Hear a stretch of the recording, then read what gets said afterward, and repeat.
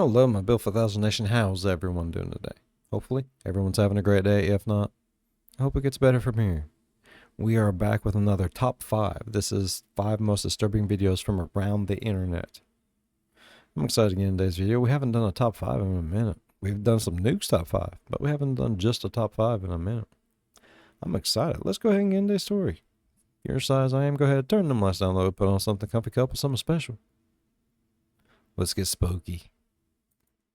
Boom and boom.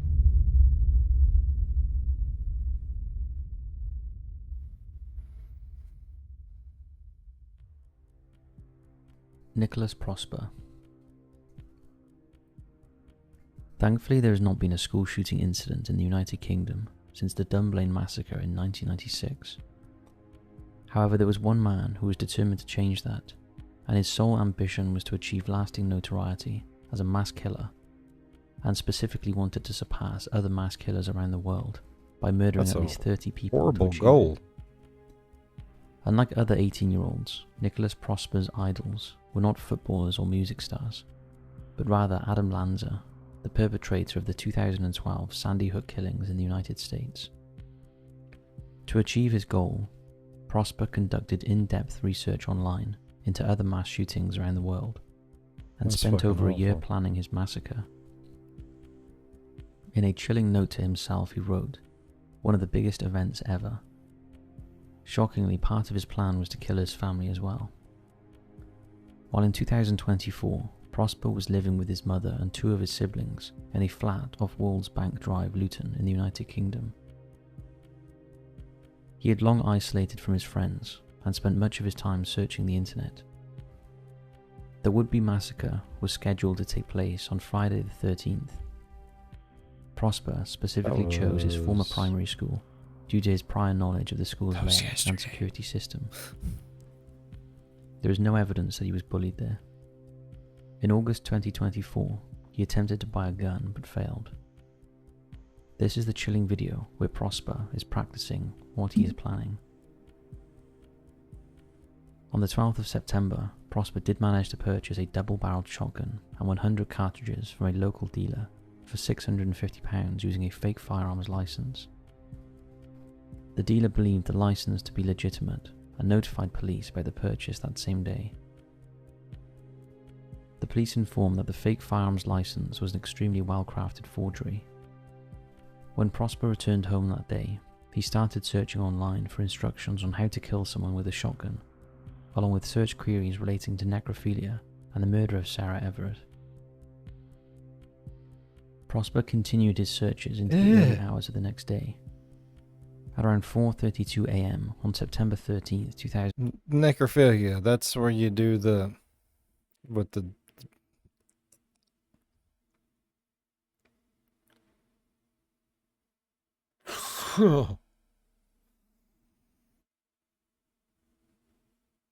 I threw up a little bit in my mouth. 2024, he used a shotgun to fire a test shot at a teddy bear in his bedroom. Soon after, Prosper's mother Juliana woke up and saw her son armed with a gun. A struggle ensued in which Prosper shot and killed his mother. He later placed a copy of the novel How to Kill Your Family on her body. His sister Giselle was awoken by the noise, and Prosper fired at her, not killing her at first, but as she tried to hide, he shot her in the face. Jesus. His brother Cyle tried to use a knife to defend himself, but he was shot in the chest, and subsequently stabbed several times as he pleaded for his life. He managed to survive, but as he tried to escape, Prosper shot him in the head at close range. At around 5:29 AM, a neighbour called 999. By the time the police had arrived, Prosper had already left the flat and was making his way to St. Joseph's Primary School with a reloaded shotgun and 33 cartridges in a large bag. My God. He was wearing distinctive yellow and black clothing, acting as a sort of uniform, with which he had hoped to achieve notoriety. He soon realized the school would not be open yet and hid in a wooded area for over 2 hours. During this time, he posted a video and disposed of 2 mobile phones, believing this would protect a group of pedophiles he talked to on X. He also abandoned the bag containing the shotgun and ammunition in a bush at a playing field. At around 7:55 AM, Prosper left his hiding spot and walked down the road towards a passing police car, which he flagged down and handed himself in. After blood was spotted on his face, the police arrested him. During his arrest, Prosper repeatedly said, "It's not murder." He was charged with 3 counts of murder, along with other offences, and on March 19th, 2025, he was sentenced to life imprisonment with a minimum of 49 years to be served. Killing all those people. Got 1 life sentence. Minimum of Bigfoot 49 steals years. cattle. This next video was sent to the YouTube channel Legends Beware in 2015 by a rancher known only as John P. from Union County, Georgia. John had an ongoing issue with his livestock going missing, so armed with a video recorder, he went to investigate and see if he could catch the culprits in the act. However, he got a lot more than he bargained for when he captured something non-human stealing one of his cows. Well, I shot it. No, you're putting up with that shit.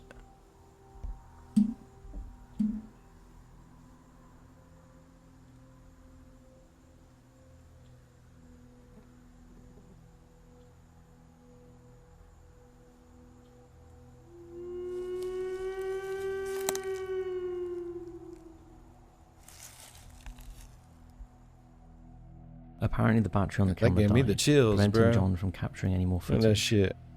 If that was Bigfoot, That gave and me it the was actually chills. stealing cattle, then is it possible Bigfoot is responsible for the mysterious cattle mutilations that have occurred all around the world? We know that cattle mutilations are a thing, the killing and mutilation of cattle under supposedly unusual, usually bloodless circumstances. It's a phenomenon that does not just occur in cattle. Other livestock, including sheep, horses, goats and pigs, have also been victims. Often the bloodless mutilation has seen the removal of ear, eyeball, jaw flesh, tongue, lymph nodes, genitals and rectum. The mutilations are often linked to extraterrestrials or secretive governmental. You heard it here first, people. E.T. eats ass. And military agencies. However, some have suggested that a cryptid predator could be responsible. Could that predator be Bigfoot?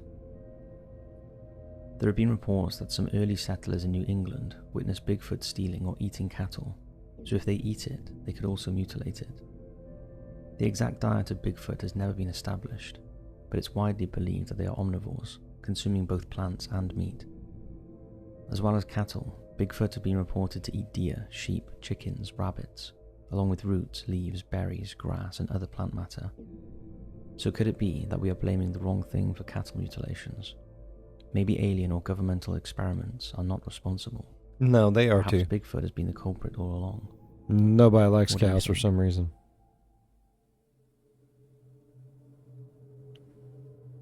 I don't know why.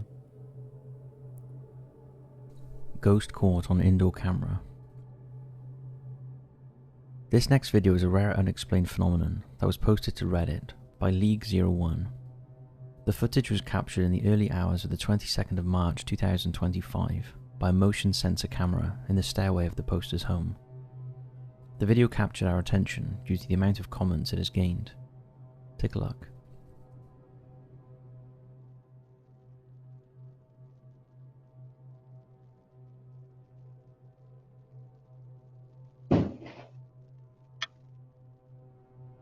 Now, there's a few things to discuss about the video.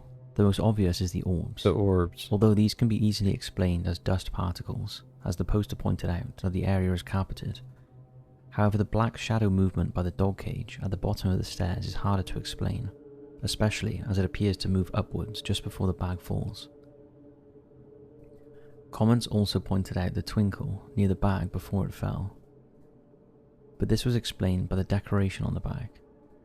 The poster was clearly unsettled by what he viewed on his camera, and was happy to answer all questions posed to him. He had lived in the house for 4 years. It was a new build, and only he and his wife had ever lived there. The house is located in the middle of Las Vegas, and until this incident, the couple had never felt any negative energy in the home. At the time of the incident, both the poster and his wife were in the bedroom, and he confirmed they have dogs but no cats, and that the dogs, who usually react to the slightest sound, paid no attention when the bag fell, which was out of character. Many noticed the lights that looked like eyes behind the bag, but they were explained as a reflection of the camera's infrared light from the window, and the reason the video switched to full colour at the end was due to the motion sensor activating the floodlight. It was also established that there were 2 mobile phones in the bag, and it was suggested that a text or call may have caused one of the phones to vibrate, leading to the bag falling as a result. The poster agreed that this could be possible, although he doubted it since the bag was quite heavy and loaded with his wife's belongings, and it would have taken considerable force to dislodge it from the ledge. You would think that. However, despite... I'm going to go ahead and tell you. Like, it's a cold day in hell that my old lady's bag hits that floor. She's a firm believer and you do not put it on the floor for any fucking reason. I have seen it fall, and bro, like, I'm pretty sure she carries bricks in hers. Bricks and rolls of quarters. And I've seen it off the table. Seen her sit in a chair and it off the chair. I've seen them eat themselves. having explanations for most of the anomalies in the footage, the poster was troubled by the black streaks, which he could not explain, and it seemed nobody else could. Haunted. He began to theorize that there could be an entity present in the house of native 100%. origin. That's going to kill you in your Considering the building was sleep. located in the northern part of Las Vegas, in the Eat midst your of heart the through your desert. butt. It's worth noting that long before the towering casinos and bustling streets, the land that is now Las Vegas was home to indigenous peoples, whose cultures shaped the region for thousands of years, and relatives of the tribe still exist in the area today. It's long been... And Native American curses are some fucked up curses, bro. You don't want to fuck with that shit. I've watched a lot of scary movies, and those ones traumatize me the most. believe that building on sacred tribal burial grounds leads to the presence of evil spirits that you're gonna torment die. the inhabitants, and disturbing a burial site places a curse on the area. This perspective is widely shared among indigenous cultures in the US, who believe it prevents the spirit of the deceased from moving on. So could it be that the black streaks in the video are the disturbed spirits of people who lived many years ago, or is there another explanation for the anomalies in the video that no one can quite figure out yet? We'd love to hear your thoughts on this one. I really have no clue. Like, there's things moving all through the house. I don't know, man. I don't know. The murders of Cyle Van Komen and Kevin Nelson. December 9th, 2016 was a cold winter day in South Ogden, Utah, a small town in Weber County. A young man named Brock Van Komen lived at 3636 Ogden Avenue in a residential neighborhood just a block or so away from the busy Washington Boulevard thoroughfare. Brock lived in the house with 4 other men, including his 2 brothers. The house had attracted some police attention in the past after complaints about loud music and partying, but in general the men were respectful and got along fine with their neighbours. That evening, Brock and his housemates were planning to go bowling, but before they set out, they wanted to grab a bite to eat. At around 7:45 PM, Brock and one of his brothers went to the local shop to buy some quick microwavable meals. Shortly after they left their neighbourhood, 61-year-old Kevin Nelson, who lived across the street, wandered over to the house and struck up a conversation with Brock's other brother, Cyle, and his roommates. They got on well with Kevin, and it wasn't unusual for him to pop over for a chat. However, none of them had a clue that at that moment, their home was being stalked by 3 masked individuals who were waiting outside ready to attack. Take a look at this disturbing footage, recovered by police from CCTV in and around the house.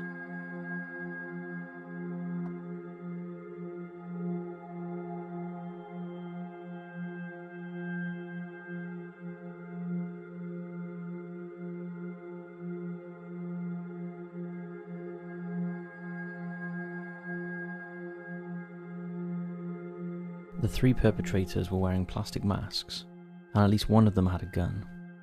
They can be seen peering in windows, watching the occupants inside. The police later revealed that they had been observing Brock's house for at least an hour. After Brock and his brother left, these sinister individuals approached the house preparing to ambush those inside.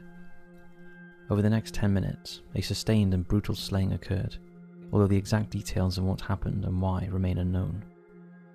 A few minutes later, one of the perpetrators is seen outside of the property running from the scene. By the time Brock and his stepbrother returned, 2 people were shot dead and 1 was seriously injured. At 7:58 p.m, police were called, and minutes later they cautiously approached 3636 Ogden Avenue. From the outside there was no sign of anything out of the ordinary, but inside they were greeted with carnage. They found the bodies of 24-year-old Cyle Van Komen and Kevin Nelson. Both had been shot at point-blank range, execution style, and nothing could be done to save them.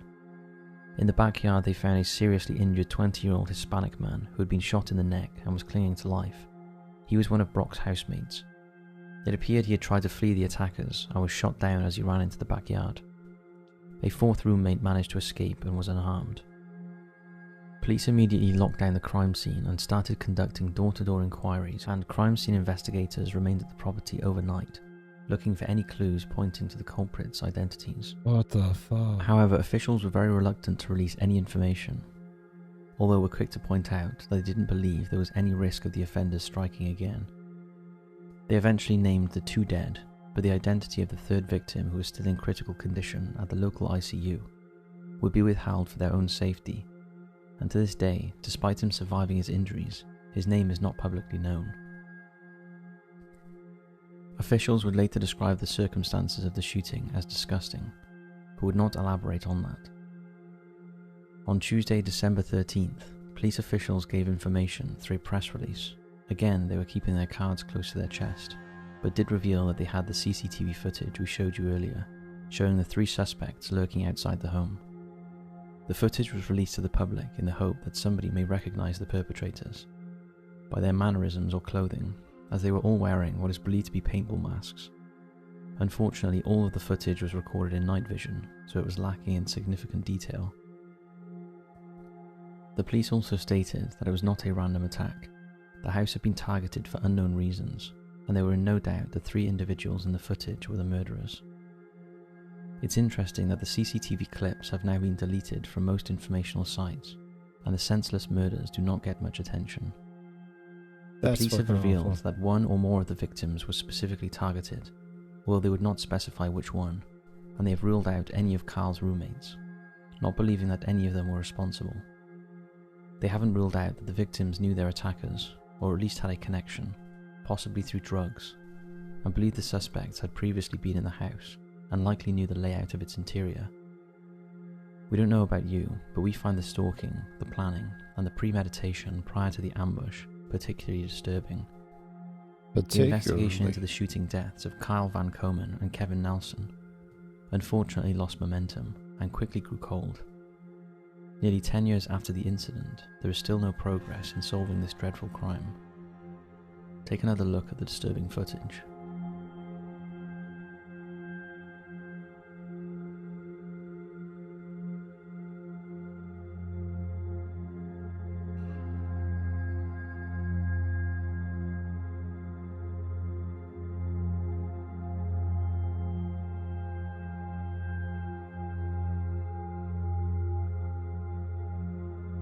If you have any information about this case, contact either Weber County or South Ogden Police, details for which can be found on screen.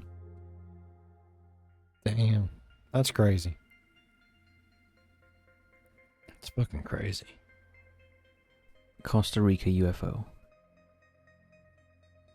In 2007, carpenter Marvin Badilla was working in a house in Tarbaca, a small town in Costa Rica, when he experienced an extraordinary encounter with what can only be described as a classic flying saucer.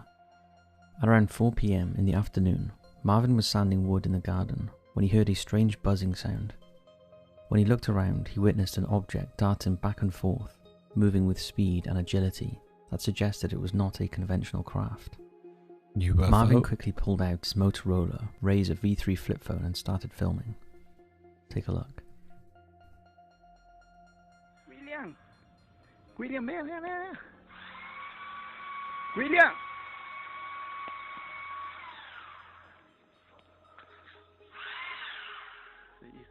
As you can hear, Marvin continually called out to his colleague William, who was in the house, but William was too focused on his drilling to hear Marvin's shouts. Momentarily, Marvin looked around to alert his colleague, but when he turned back to look towards the craft, it was gone. Marvin later described the UFO as the size of a large tractor wheel that emitted a pulsating, vibrant light that alternated between shades of blue and green. He said it moved in ways that no conventional aircraft could, and at the time he felt in awe of what he was witnessing, as well as a twinge of fear. The footage was uploaded to various social media platforms and went viral. Overnight, Marvin became something of a local celebrity, with news channels and newspapers keen to interview him about what he had witnessed. And what happened? The public were excited that finally a video had been released that clearly showed a classic flying saucer, hovering just a few meters above the ground, leaving them in no doubt that this was no ordinary earthly vehicle. Okay. Oscar Sierra, a ufologist from Costa Rica, was also keen to give his opinion on what had been witnessed, and believed the object could not have been a conventional vehicle due to its size being too small to accommodate a normal-sized person. He suggested that it might be some sort of probe, similar to the ones humans recently sent to Titan. One thing is for sure, the footage fueled the ongoing investigation into the existence of extraterrestrial life, and one of the earliest camera phones was able to capture clear visual evidence of a craft that to date hasn't been explained and remains one of the clearest examples of a UFO. Costa Rica is no stranger to unexplained phenomena. No, they get a lot of Over the it. years, there have been various reports of strange lights and unidentified objects in the skies, and it appears to be a hotspot for extraterrestrial activity. It was also responsible for one of the best ever images of a UFO. This photo was taken over 50 years ago, and it appears to show a disc-shaped craft flying above Lake Cote. Aerial photographer Sergio Liaza captured the grainy black and white image while surveying land for a hydroelectric project at 10,000 feet. Made public in 2024, the enhanced photograph reveals a shiny metallic disc, visible only in a single frame taken at 8:25 a.m. Leslie Keane, a noted UFO researcher, has described it as the best UFO photo ever taken. We'd love to know your thoughts on these two. So that's it for this video. Thanks for watching, keep searching, and we'll see you soon.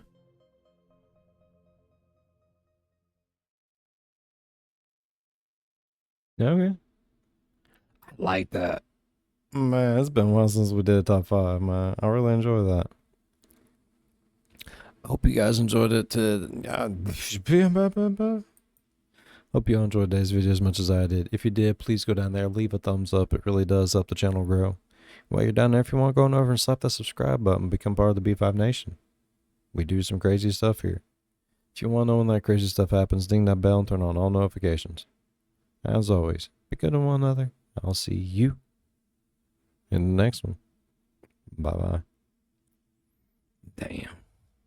Man, it really has been a while since we did top 5. That was good. We're going to have to incorporate that back in, bro.